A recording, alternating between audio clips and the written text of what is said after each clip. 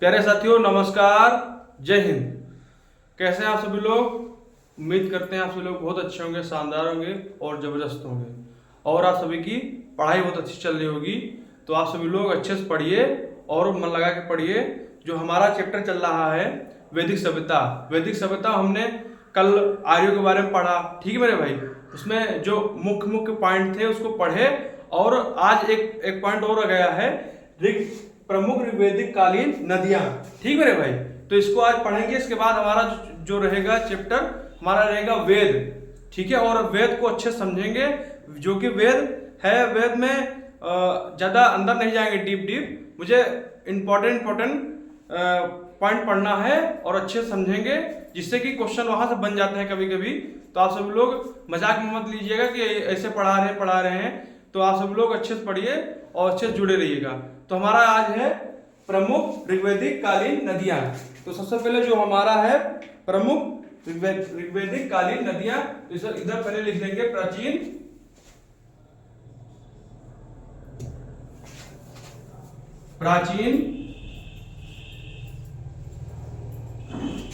नदी,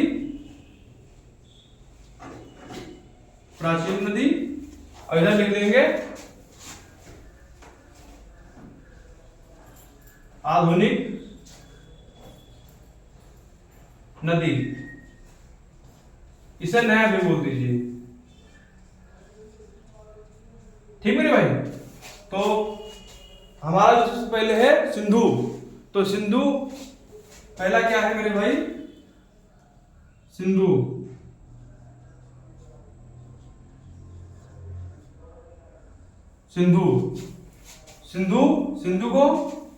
सिंधु है प्राचीन नाम है सिंधु। इसका नया नाम है इंडस।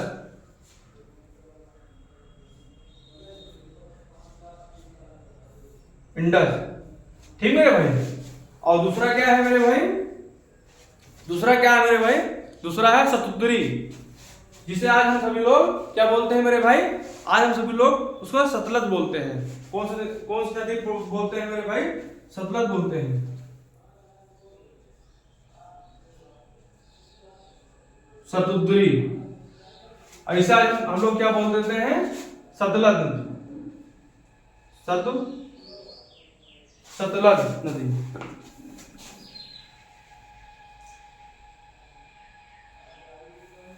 सतलज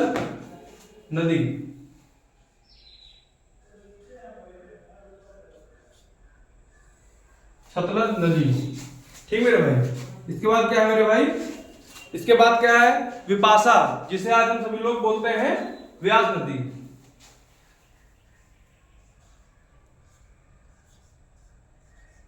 विपाशा, इसे आज हम सभी लोग क्या बोलते हैं? व्यास नदी, ठीक है मेरे भाई। और इसके बाद क्या है मेरे भाई? इसके बाद क्या है? विशस्ता, जिसे आज हम सभी लोग झेलम बोलते हैं।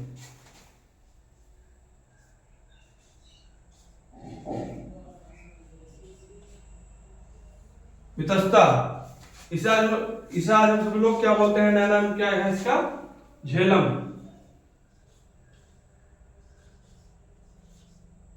क्या मेरे भाई? झेलम, ठीक मेरे भाई। और इसके बाद क्या है मेरे भाई? परसुड़ी, जिसे आप सभी लोग इस टाइम पे क्या बोलते हैं? नया नाम क्या है परसुड़ी का? रावी नदी।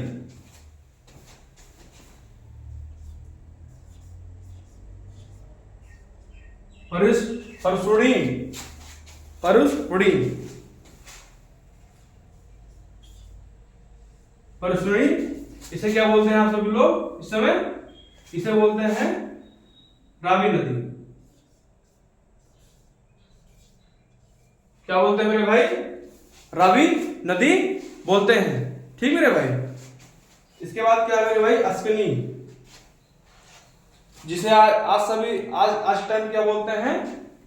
आज टाइम पे बोलते हैं चिनाब नदी।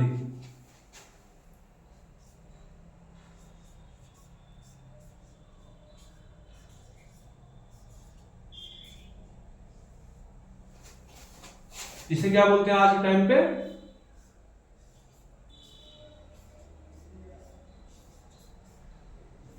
चिनाब नदी। इतना नोट कर लीजिए, या फिर आप सब लोग इसका स्क्रीनशॉट ले लीजिए। नोट करने में थोड़ा टाइम लगेगा, या फिर आप सब लोग इसे साथ साथ नोट करिए। नोट करेंगे तो ज्यादा बेहतर है।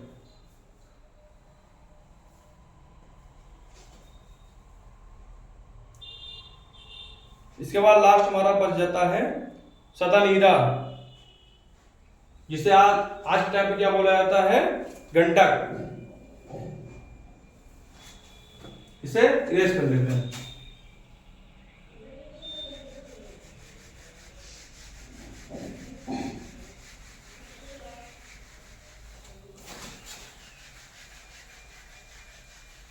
क्या है मेरे भाई, सदा नीरा।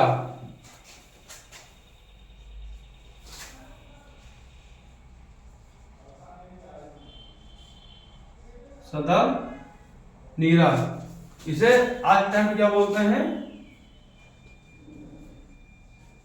गंडक।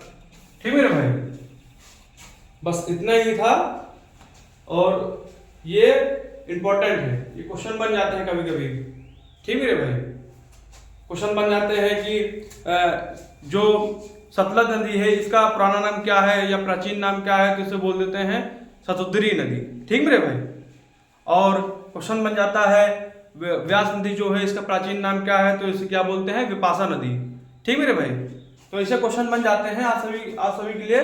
एग्जाम से पहले सिलेबस कंप्लीट होने के बाद आप सभी को प्रैक्टिस सेट कराया जाएगा। ठीक है मेरे भाई, मैथ हो गया, साइंस हो गया और जीके जीएस हो गया। ठीक है मेरे भाई, सबका प्रैक्टिस सेट होगा। ठीक, आप सभी लोग टेंशन मत लीजिए। चलिए हमारा नया चैप्टर शुरू होगा, वेद। वेद को अच्छे समझेंगे और अच्छे से पढ़ेंगे।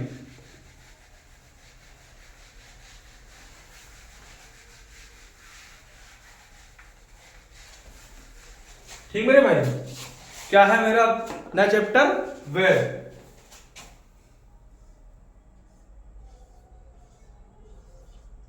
वेद, कुछ लोग होंगे वेद के बारे में कुछ जानते होंगे, कुछ लोग नहीं जानते होंगे।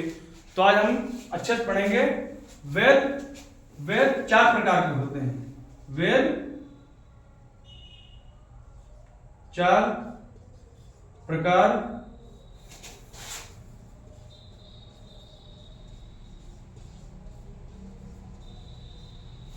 के होते हैं। ठीक है मेरे भाई, ये वेद 4 प्रकार के होते हैं। जो पहला वेद है, पहला वेद क्या है,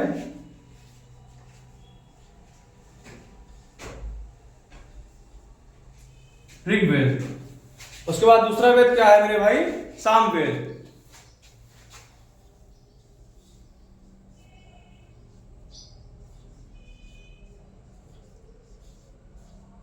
सामवेद। उसके बाद तीसरा वेद क्या है मेरे भाई, यजुर्वेद। क्या मेरे भाई,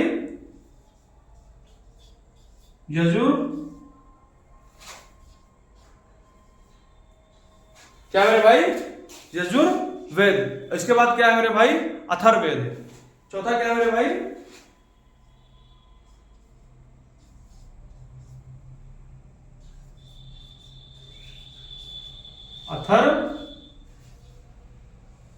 अथर्ववेद। ठीक मेरे भाई। और जो ऋग्वेद है ये सबसे प्राचीन वेद है, सबसे पुराना है। क्वेश्चन बन जाता है कि सबसे पुराना वेद कौन सा है, तो ऋग्वेद है। सबसे पुराना वेद।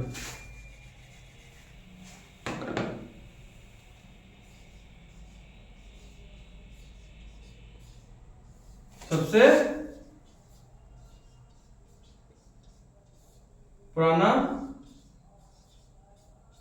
वेद है। ठीक मेरे भाई, इतना स्क्रीनशॉट ले लीजिए। इसके बाद में एक एक करके पढ़ेंगे। ऋग्वेद हो गया, सामवेद हो गया, यजुर्वेद हो गया, अथर्ववेद हो गया। इसे अच्छे से पढ़ेंगे डिटेल में और इंपॉर्टेंट पॉइंट पढ़ेंगे। ठीक, ज्यादा डीप नहीं जाएंगे हम। ये नहीं कि ज्यादा डीप चले जाएं और एग्जाम के लिए कोई मतलब नहीं है, वही पढ़ेंगे जो एग्जाम के लेवल के हिसाब से पढ़ेंगे, ठीक है। तो इसे इधर अपना इरेज कर लेते हैं।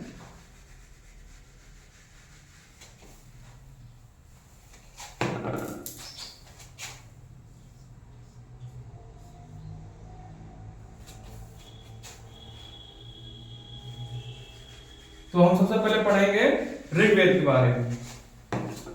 तो ऋग्वेद अभी जैसा कि आप अभी हमने बताया है कि ऋग्वेद सबसे पुराना वेद है, ठीक है मेरे भाई। इसमें 10 मंडल पाए गए,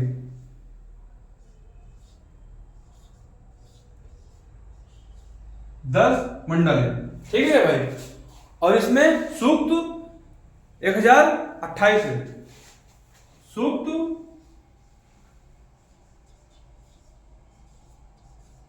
है 1028, ठीक है ना भाई। और जो शब्द हैं लगभग 1.5 लाख है, इसमें जो शब्द हैं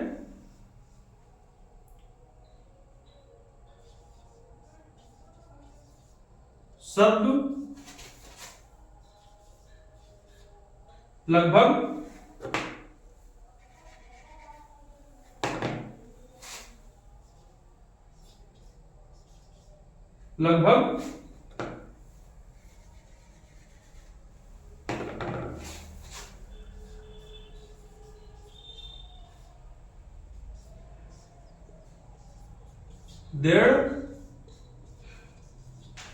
1.5 लाख है, ठीक है भाई।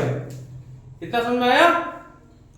और उसके बाद में है और पढ़ेंगे, इसके बाद है इसे जो इसमें पढ़ने वाला होता है उसे होत्र बोलते हैं। पढ़ने वाले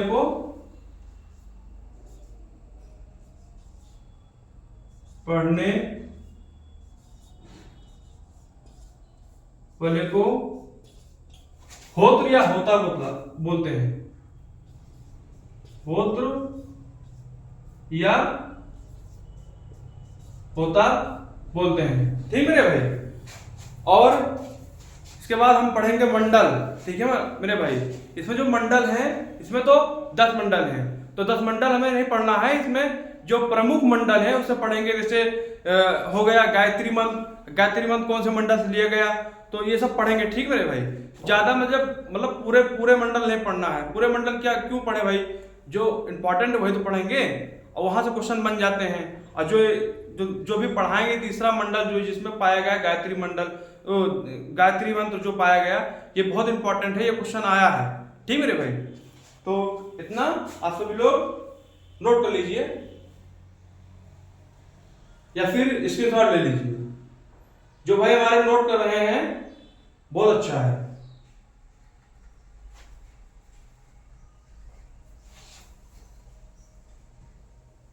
चलिए इसे इरेज कर लेते हैं।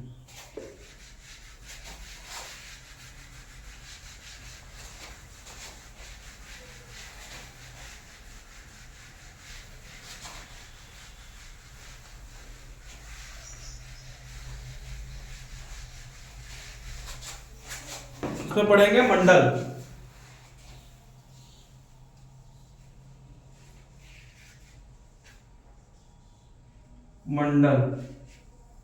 ठीक है ना भाई। मंडल पढ़ेंगे। जो हमारा तीसरा मंडल है,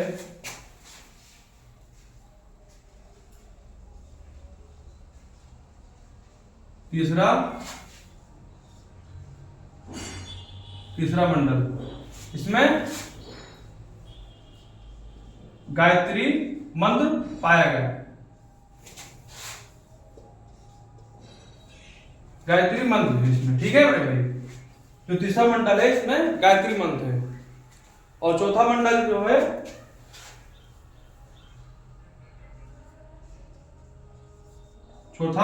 जो इसमें कृषि है। क्या है भाई, कृषि है। इसके बाद जो पढ़ेंगे 7वां मंडल,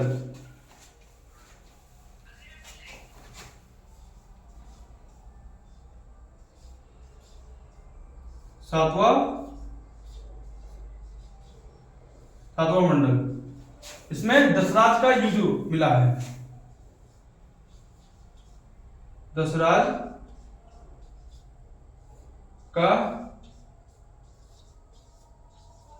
युद्ध का वर्णन है,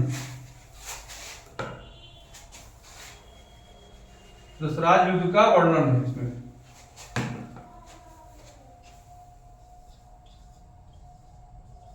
युद्ध का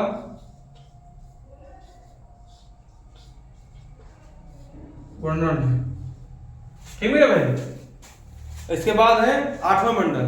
इसमें हस्तलिखित रचनाओं के बारे में वर्णन है। इसमें हस्तलिखित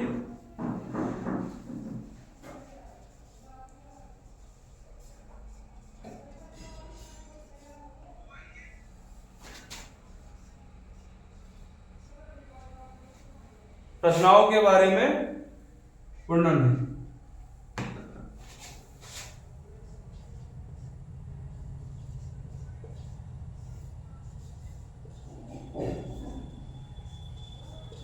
बारे में वर्णन है।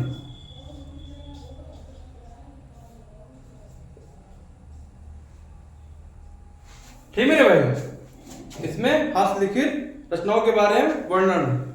इसके बाद जो है 90 मंडल, इसमें सोम देवता के बारे में है।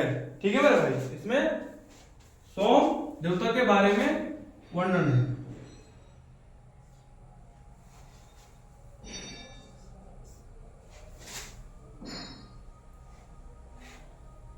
इधर खुल गए आठवां मंडल।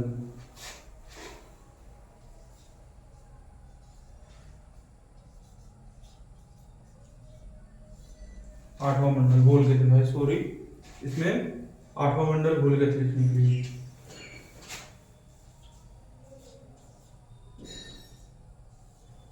आठवां 90वां मंडल, इसमें सोम देवता के बारे में वर्णन है। ठीक है मेरे भाई, इतना स्क्रीनशॉट ले लीजिए।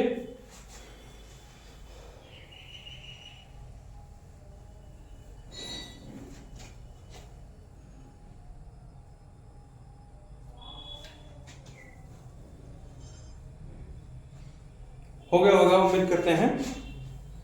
इसे इरेज कर लेते हैं।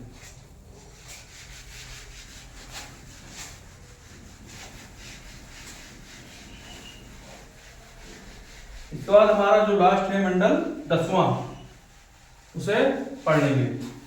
क्या मेरे भाई, 10वां मंडल।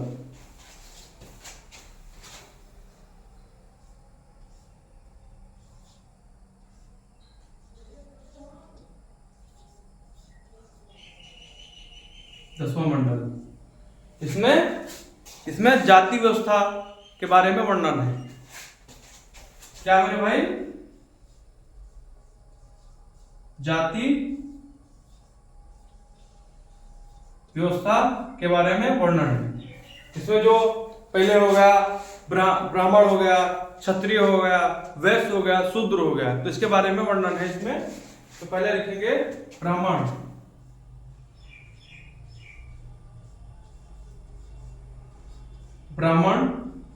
ब्राह्मण जो थे ये शिक्षा बोलते थे, शिक्षा देते थे।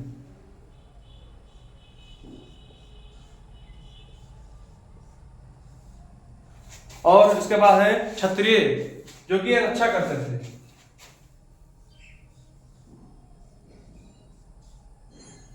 क्षत्रिय रक्षा करते थे। और जो है इसके बाद है वैश्य, ये व्यापार के लिए जाने जाते हैं। वैश्य ये व्यापार के लिए जाना जाता है। इसके बाद है शूद्र, जो कि ये कारीगर के लिए जाने जाते थे। उसके बाद क्या है, शूद्र। शूद्र कारीगर के लिए जाने थे। ठीक है भाई, इसे नोट कर लीजिए आप सभी लोग। और उसके बाद में है ऋग्वेद का उपवेद किसे कहते हैं, आयुर्वेद को कहते हैं। ठीक मेरे भाई, ऋग्वेद का जो उपवेद है उसे आयुर्वेद कहते हैं। ठीक मेरे भाई, और ऋग्वेद की रचना पूर्व वैदिक काल में हुई है। इसे इरेज कर लेते हैं। ये नोट कर लीजिए, नोट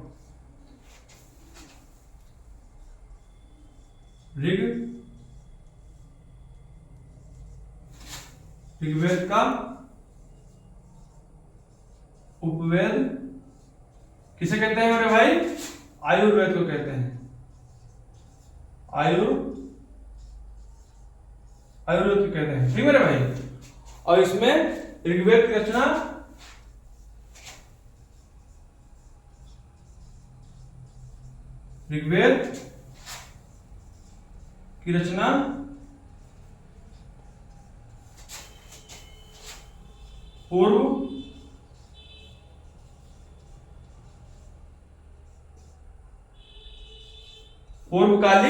पूर्वकालिक काल में हुई है।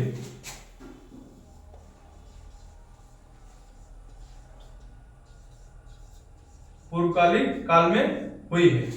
ठीक है भाई, ये ऋग्वेद रहा। ऋग्वेद हमारा पूरा हो गया है। इसके बाद हम पढ़ेंगे सामवेद।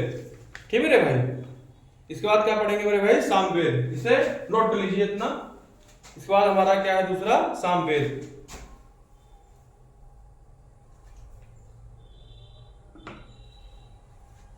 चलिए इसे इरेज कर लेते हैं।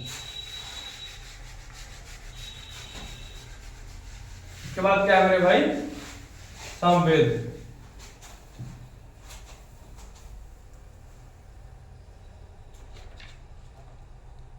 जो सामवेद है इसे संगीत का जनक भी माना जाता है। क्या माना जाता है मेरे भाई, संगीत का जनक भी माना जाता है।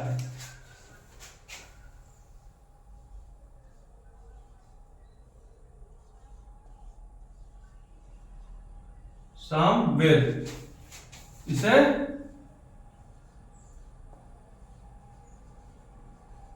संगीत का जनक भी माना जाता है।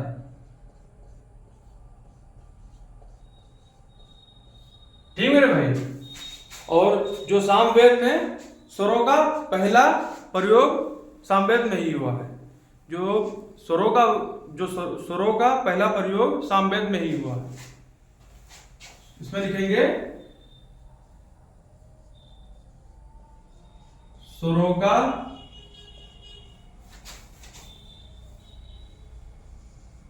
पहला प्रयोग सामवेद में ही हुआ है।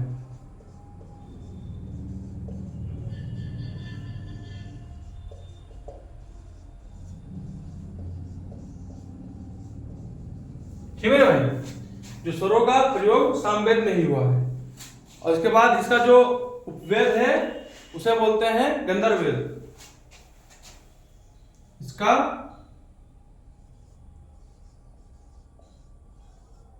उपवेद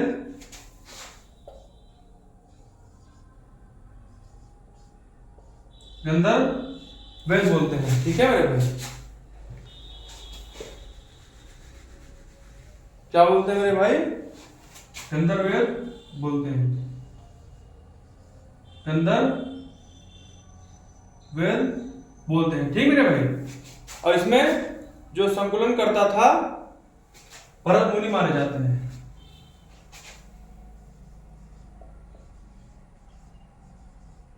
संकलन करता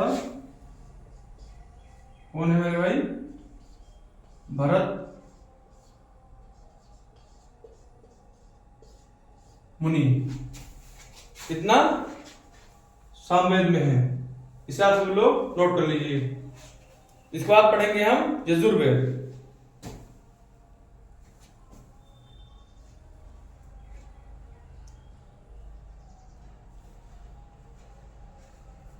उम्मीद करते हैं आप सभी लोग नोट कर रहे होंगे। तो हमारा तीसरा क्या है मेरे भाई?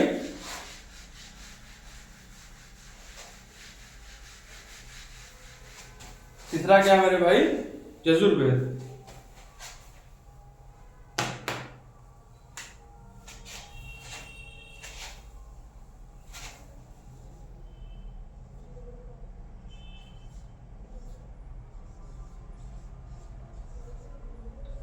यजुर्वेद,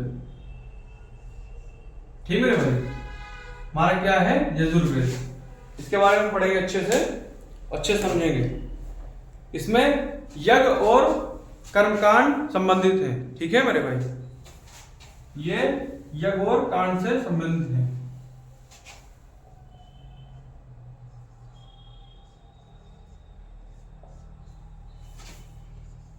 कर्म से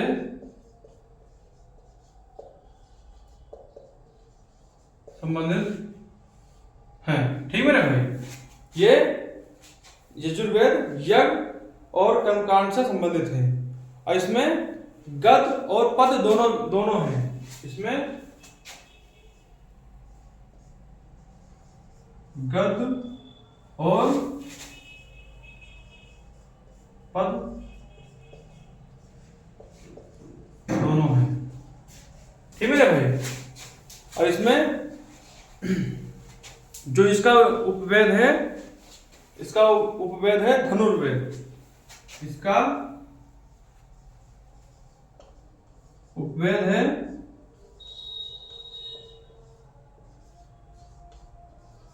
धनुर्वेद, ठीक है भाई। और इसमें इसके यजुर्वेद की 2 शाखाएं हैं, ठीक मेरे भाई। यजुर्वेद की 2 शाखाएं हैं।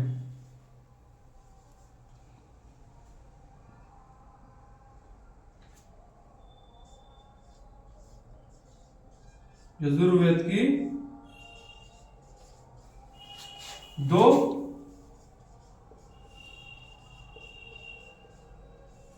शाखाएं, ठीक है मेरे भाई। जो पहला है मेरे भाई, जो पहला है कृष्ण यजुर्वेद। कृष्ण यजुर्वेद। और दूसरा क्या है मेरे भाई? दूसरा है शुक्ल यजुर्वेद। शुक्ल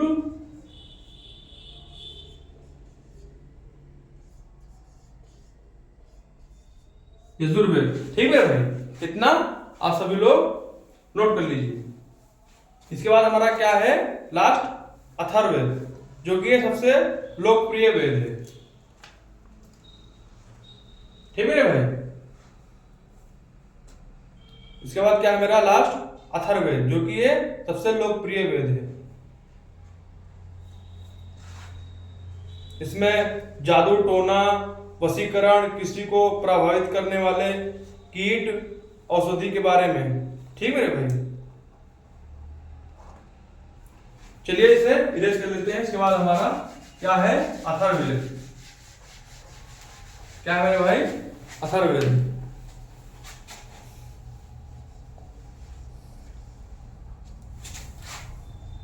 अथर्ववेद, ठीक है भाई। इसे सबसे लोकप्रिय माना गया है, सबसे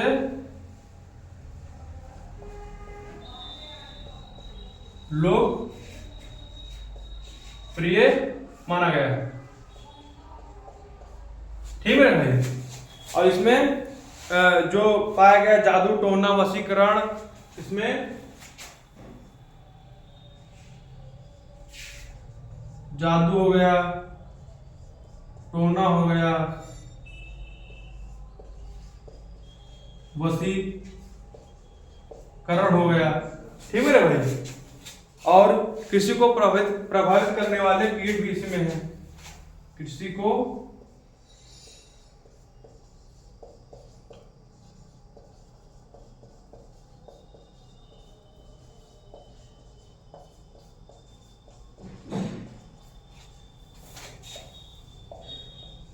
कीट, ठीक है भाई।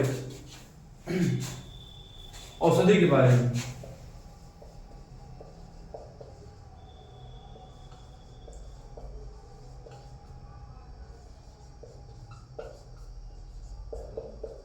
ठीक है भाई। इसके बाद इसमें है कन्या जनपरिंदा, कन्या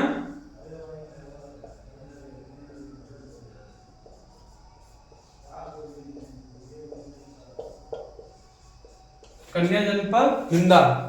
इसका उपवेद क्या है मेरे भाई? शिल्प वेद है। इसका उपवेद है